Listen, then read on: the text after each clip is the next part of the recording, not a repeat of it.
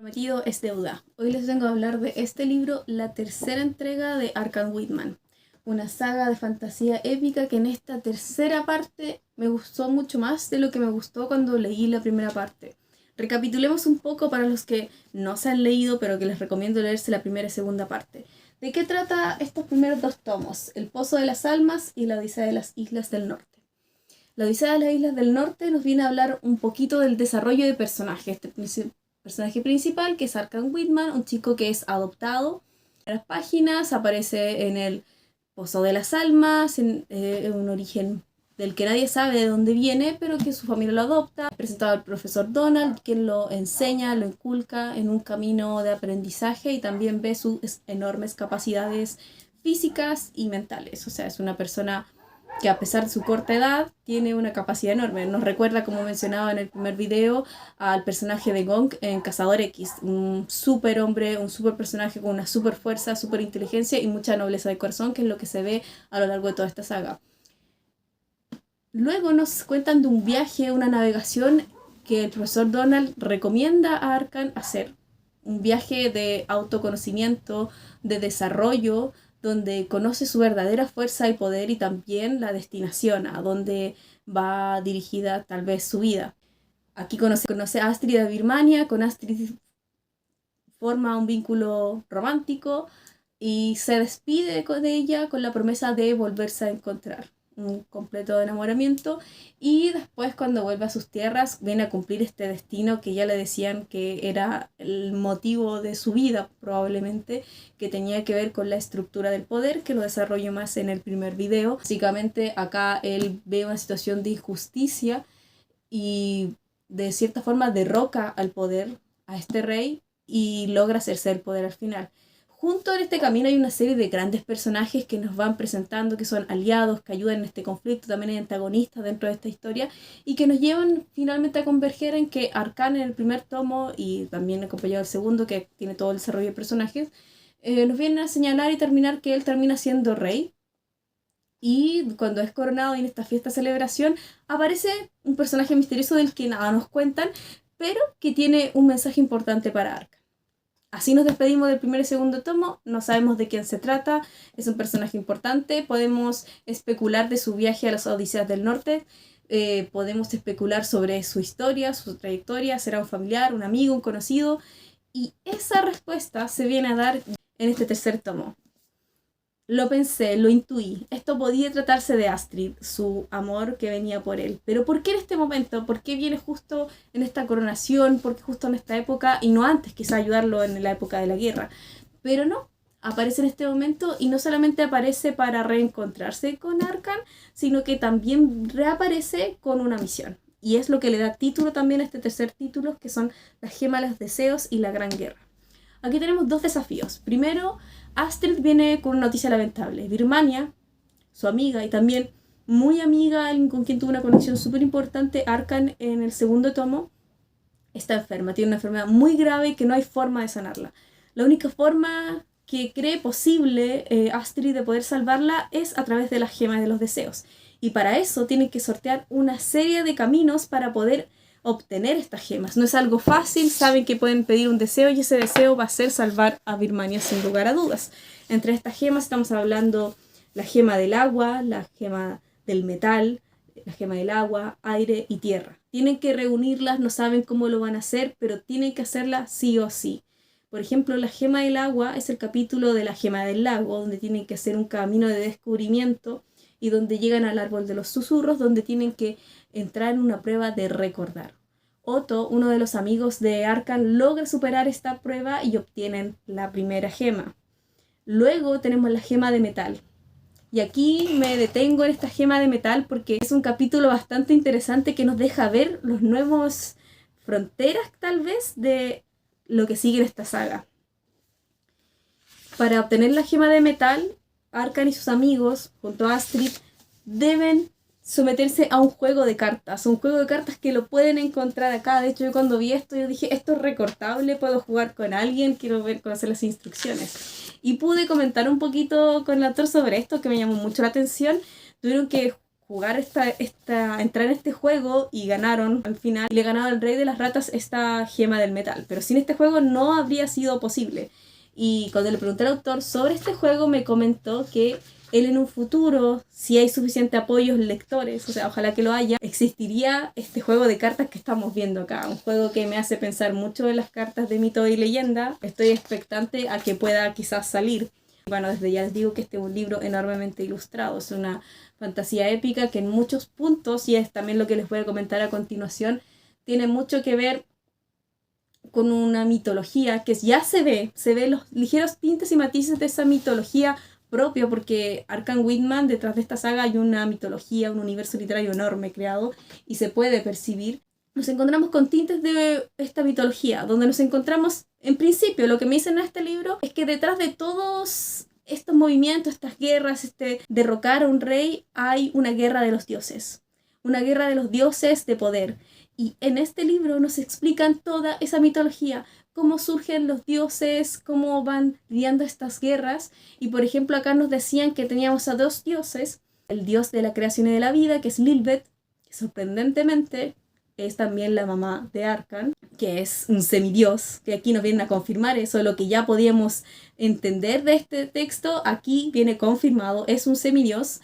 Cual Aquiles, cual Hércules, aquí estamos hablando de un semidios que tiene una necesidad de estar en la tierra porque tiene que cumplir un cometido específico. Y aquí nos hablan de esta guerra entre Lilibet, la diosa de la creación, y por otro lado el dios Malberuk, que es el dios de la muerte. Una gran guerra que hay entre los dos, hay más dioses y todo eso me lo cuentan acá. Hay una explicación súper completa sobre la mitología. De hecho, es una mitología que me remonta mucho a la mitología nórdica y especialmente a la mitología griega. Por ejemplo, en la mitología griega hay toda una trilogía que escribió Hesíodo que habla sobre la guerra de los dioses y los titanes por gobernar en el Olimpo. Estamos hablando desde Cronos hacia abajo. Y hay una idea bastante similar, pero con otra estructura, porque esta es una estructura bastante original. Y de hecho me recuerda mucho uno de los capítulos de esta trilogía, podríamos decir, estas tragedias de Hesíodo, que es el mito de Prometeo, donde vemos como Prometeo, un titán, se enfrenta a Zeus cuando Zeus le había quitado el fuego a la humanidad y el titán se los devuelve, y por eso es castigado hasta la eternidad.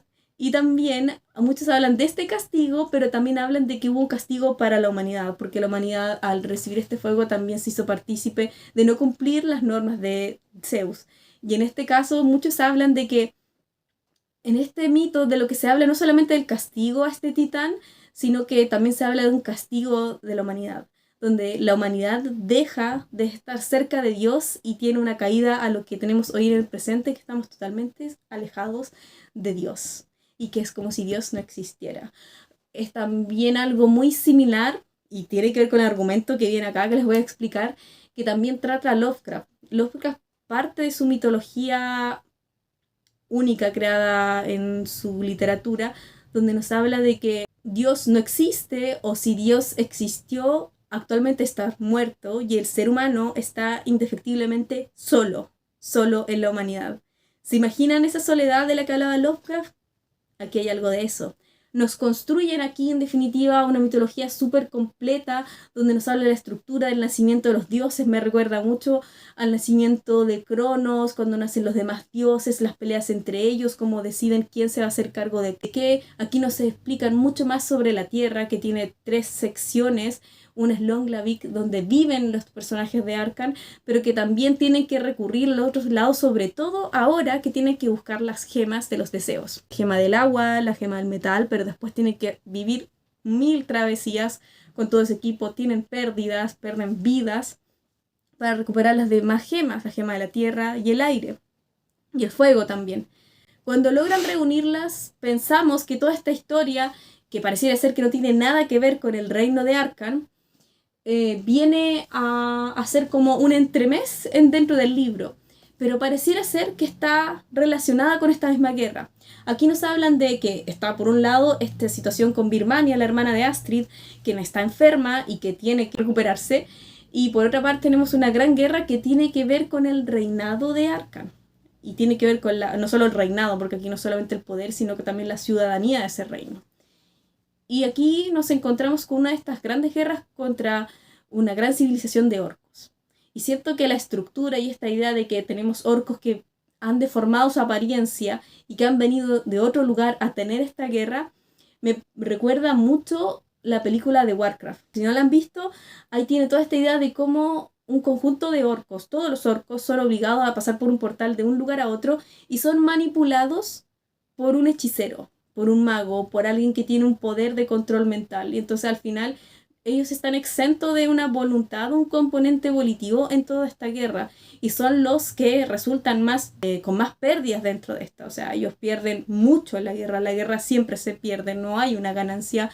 Y aquí se ve. Y Arkan es muy consciente de esto. O sea, yo cuando leí el capítulo de la guerra contra los orcos y cómo estos estaban siendo dominados y también ellos hablaban de que se sentían como con una especie de deuda histórica, de un castigo muy injusto que tuvieron que vivir y que después aparece esta persona que los controla y que controla todas sus decisiones, los lleva a esta guerra y es una guerra que al finalmente pierden y que es una pérdida en vidas, en familia, en ciudadanía. Es una guerra muy dura para ellos y Arkan logra empatizar. Ya no estamos hablando de una guerra donde vemos el bueno y el malo, sino que es una guerra donde Arkan logra humanizar, un concepto que tenemos mucho de ahora, pero que creo que aplica acá, empatizar con su enemigo en ese entonces.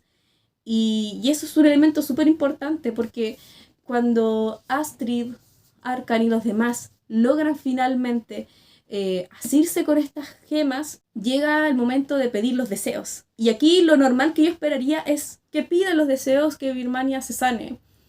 Pero aquí hay una irrupción, porque aquí hay muchos giros. Yo siento que el libro en general, 3/4 partes es muy tranquilo, pero en un último cuarto pasa de todo. O sea, yo digo, ¿qué está pasando? No es una narración que sea como muy fácil de prever lo que va a pasar. Aquí hay una construcción de mundos paralelos donde uno nota al leer que estás viendo una pequeña ventanita de lo que está sucediendo dentro de la historia.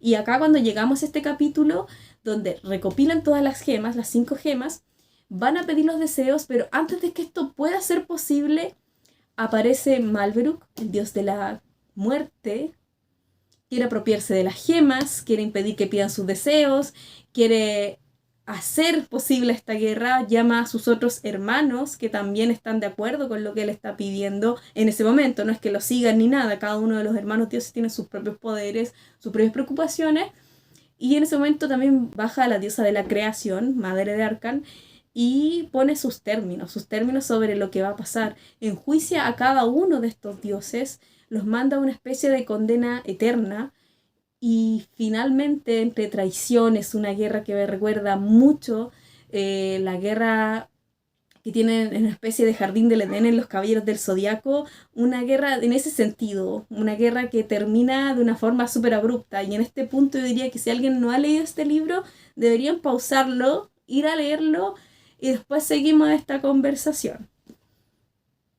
Si no has leído, páusate esta parte porque voy a contar algo que si no lo digo me lo voy a quedar aquí. Quiero saber los que han leído este texto que me comenten qué piensan de esto. Recientemente les hablaba del pensamiento de Lovecraft, les hablaba también de mitología griega, de esta lucha de dioses y esta idea de que que Dios existe o si existe está muerto. Aquí nos encontramos con esta segunda idea. No sé si decir que los dioses están muertos, pero finalmente todos los personajes y todos los seres que habitan esta tierra, este universo de Arkham Whitman, se quedan solos. Se quedan completamente solos y libres y dispuestos a su voluntad. Ya no hay más dioses. Cuando termina esta guerra, la misma madre Arkham dice, bueno, aquí se acaba el reinado, el gobierno de los dioses. Ahora son los seres, ustedes, los iguales, los que van a autoimponerse las normas, van a arreglarse.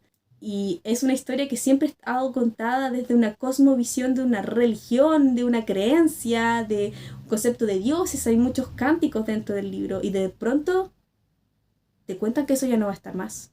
Ya no va más en esta historia. Y nos encontramos con esta idea de Lovecraft. Dios no existe o ya está muerto. Y el hombre está indefectiblemente solo y desamparado frente al universo. Y aquí nos encontramos a los seres humanos, nos encontramos a los elfos, hadas, los orcos, a todos. Una decisión drástica y que nos deja pensando, o sea, yo necesito la cuarta parte para saber cómo sigue esto, o sea, si teníamos un mundo que era de cierta forma, de una forma casi shakespeariana, manipulado y manejado por los dioses, entonces, ¿qué va a pasar ahora? Y esto, aquí no termina el libro, falta todavía mucho más. Enseguida, Arcán y Astrid pueden pedir los deseos. Obviamente la primera que pide un deseo es Astrid, que es la mejora de su hermana, de Birmania. Se entrega una medicina, se la hace llegar directamente a Birmania para que ella se recupere. Y después quedan 2 deseos más. Y aquí queda un punto que sorprende. Arcán decide tomar estos 2 deseos y los 2 deseos son para mejorar la situación de los orcos. Su enemigo durante toda esta historia, de pronto él lo ve como un igual. Empatiza completamente con sus necesidades, con la historia que pudo recabar de ellos, porque él no los mató a todos, sino que los escuchó y se vio en su propia historia. Y nuevamente aparece esta idea de nobleza de Arcán y entendemos por qué él sería el elegido dentro de esta historia. Es un semidios y esa nobleza está en su corazón, está en sus actos. Y sorprende a todos, todo su equipo, sus amigos se quedan mirándolo, ¿qué estás pidiendo? ¿Por qué estás pidiendo por el enemigo? Y para él, los orcos no eran un enemigo a pesar de haber tenido esta gran guerra, sino que simplemente habían sido como víctimas de la historia, víctimas de las circunstancias. Y él quiere remediar eso con sus 2 deseos.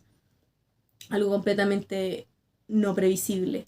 Y siento que se relaciona mucho con lo que nos dicen al final del capítulo, a uno de los últimos, que diría que es el giro argumental más importante, que sí podía pensar cuando se hablaba de la estructura del poder en el primer y segundo tomo de esta saga, que es esta idea de que no necesitamos de falsos ídolos o reyes para gobernarnos y vivir la vida, sino que podemos decidir por nosotros mismos lo que queremos. Ese es el concepto de república, es el concepto detrás de la democracia, de autogobernarnos, no imponer por la fuerza, que casi es una dictadura como se plantea aquí la realeza, el poder sobre otros. Y por esta razón, Arcán, llegando ya al final de este tercer tomo, decide renunciar a su puesto de rey, pero no renunciar a su puesto de rey para que otro tome el poder, sino para que podamos dejar de tener esta percepción de que necesitamos ser gobernados por otros. Y él, siendo un semidios, dice, ninguno de nosotros vale más que el otro. Todos tenemos este derecho, por así decirlo, de decidir nuestra forma en que vamos a vivir la vida y la forma en que vamos a decidir y vivir. No nos dejemos llevar por tiranos ni tampoco por grandes nobles, porque en realidad somos en conjuntos nosotros los que tenemos que decidir todo. No hay un ser superior por sobre otros. Siento que es una idea que nos lleva a diferentes momentos de la historia cuando hablamos de la estructura de gobierno o la estructura de Estado, cuando dejamos de hablar de realeza. Y ese argumento se contiene acá. Les leo el extracto donde dice esto, que es una declaración bastante importante que incluso yo subrayé. Dejo de ser rey y con ello el cargo de rey deja de existir. Este es el punto. No renuncio a la corona para que otro lo tome, sino que en este acto también hago que se extinga el cargo de rey. Y enseguida nos señala esto, que yo siento que es uno de los argumentos más importantes dentro de esta tercera entrega. Dejen de buscar a líderes falsos, mentirosos y corruptos. Nadie les va a venir a cambiar la vida sin recibir algo a cambio. Muchos les van a ofrecer un sinfín de cosas, pero la realidad es que aquellas cosas terminarán siendo pagadas por ustedes mismos, con su propia riqueza o cortándoles sus propias libertades. Muchas veces estos personajes se presentan como iluminados, seres elegidos, enviados desde el reino de los cielos para dirigirlos y gobernarlos a todos ustedes. Les dicen que los aman y que los tomarán en brazos y los guiarán por un camino lleno de rosas. Pero todo aquello es falso y mentira. Deben recordar siempre que la oscuridad está en todos, en los corazones de cada ser que habita este mundo. No se dejen engañar. Es por ello que les pido que no conviertan más a estos individuos en los portavoz de todos sus antojos o deseos.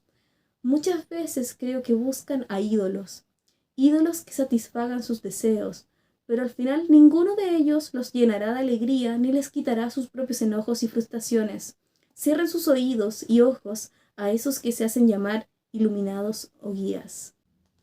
Y luego sigue este discurso que en realidad los invito a leer, donde cierra esta entrega, obviamente sin olvidar una invitación y una reflexión en las últimas páginas, que esa sí quiero que la lean ustedes, sí quiero que tengan la oportunidad de sorprenderse un poco con esta entrega, donde nos habla un poco de una especie de bitácora que tiene Arcan, que se comparte por primera vez acá, y también nos hablan de un llamado. La reina Giselle, dentro de esta historia, una reina muy importante dentro de toda la trama, hace un llamado con suma urgencia.